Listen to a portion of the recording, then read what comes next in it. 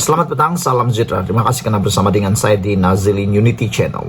Ada pendapat daripada penganalisis politik dan juga para pemerhati politik mengatakan bahawa Tun Mahathir Mohamad mungkin patut ditahan di bawah akta hasutan.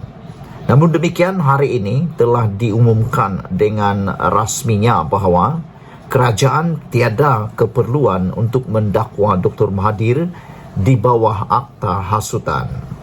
Menurut laporan ini, Menteri Dalam Negeri Datuk Seri Saifuddin Nasheshan Ismail tidak melihat ada keperluan untuk mengenakan tindakan akta hasutan terhadap Tun Dr. Mahathir Mohamad berhubung kritikan yang disuarakan bekas Perdana Menteri itu kepada kerajaan. Bagaimanapun, Saifuddin berkata beliau menyerahkan sepenuhnya perkara itu untuk dinilai pasukan polis Diraja Malaysia jika ada keperluan untuk berbuat demikian. Saya menyerahkan sepenuhnya kepada pasukan polis, mereka yang menilai keadaan. Pada saya tak nampak apa-apa keperluan untuk dikenakan tindakan atas akta hasutan, kata beliau. Paling penting, sesiapa pun boleh bagi pandangan, tapi jangan melampaui batas yang menyentuh perkara terkait dengan agama, kaum dan institusi raja, katanya. Saudara-saudara sekalian, dengan pengumuman daripada Kementerian Dalam Negeri ini, saya amat bersetuju. Sebagai pemerhati politik bebas, saya sangat berminat dengan apa yang dikatakan oleh Kementerian Dalam Negeri ini, iaitu tidak akan menahan Tun Mahathir Mohamad kerana tiada keperluan. Ini menunjukkan bahawa kerajaan pada masa ini adalah kerajaan yang bebas dan demokrasi. Sesiapa saja boleh memberikan pandangan, tetapi seperti yang dinyatakan oleh Menteri, ianya harus dibatasi dan jangan sesekali menyentuh 3R. 3R itu ialah race, religion dan juga reality, iaitu bangsa, agama dan institusi raja-raja. Sekiranya 3 perkara ini disentuh, sekiranya 3 perkara yang sensitif ini diulas, dikritik dan sebagainya, saya secara pribadi mahu supaya tindakan barulah diambil. Namun apabila tindakan tidak menahan Mahathir Mohamad di bawah akta hasutan kerana belum sesuai, ini satu perkara yang amat positif. Hal ini kerana ianya tidak akan menjadi bahan untuk dipersendakan buat rakyat ataupun buat kerajaan. Sekiranya mereka bertindak secara membabi buta dan melulu, ianya dikhawatiri akan menjadi bahan pula untuk menyerang kerajaan, kempen untuk menyerang kerajaan. Jadi amat sesuailah apabila tidak ditangkap Tun Mahathir Mohamad menggunakan akta hasutan.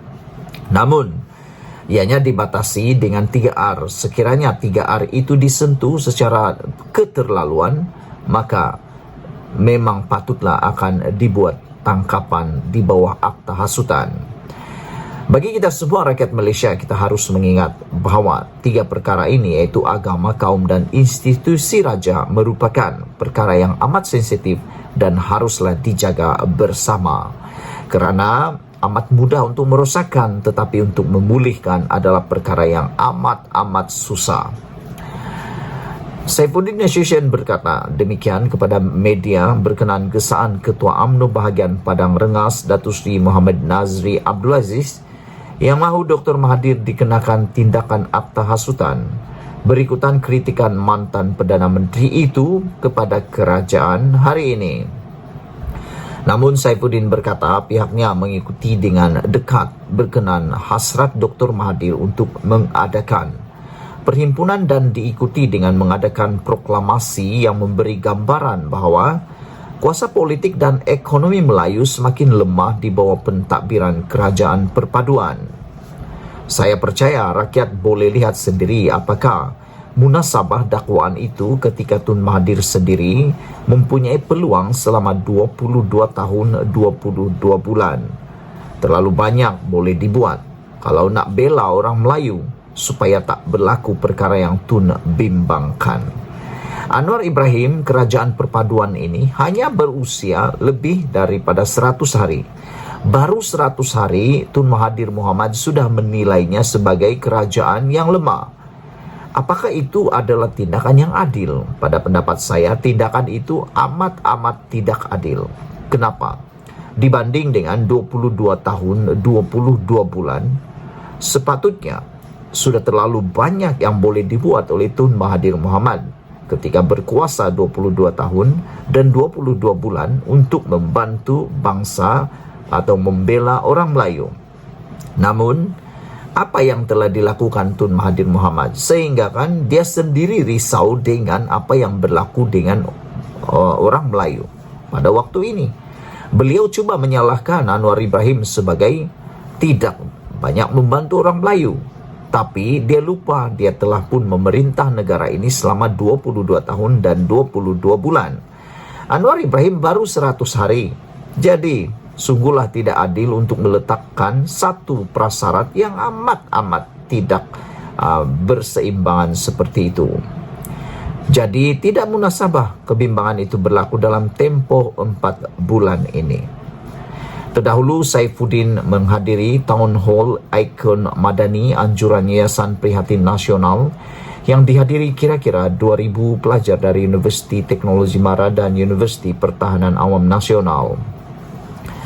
Menyentuh mengenai jaminan kerajaan untuk menghapuskan peruntukan dalam Akta University College University AUKU 1971 yang menyekat kebebasan mahasiswa, beliau berkata perkara itu akan diperhalusi dengan lebih lanjut lagi. Namun, kata Menteri, saya ingatkan mereka tak boleh letakkan itu. Namun saya ingin ingatkan mereka tak boleh letakkan itu sebagai satu-satunya alasan untuk tidak aktif dalam menyuarakan masalah rakyat. Mereka boleh gunakan apa sahaja platform yang ada untuk mahasiswa, kata beliau lagi. Saudara-saudara sekalian, saya memuji dan saya selut tabik sprim kepada kerajaan pada waktu ini kerana tidak bertindak membabi buta ataupun secara tergesa-gesa.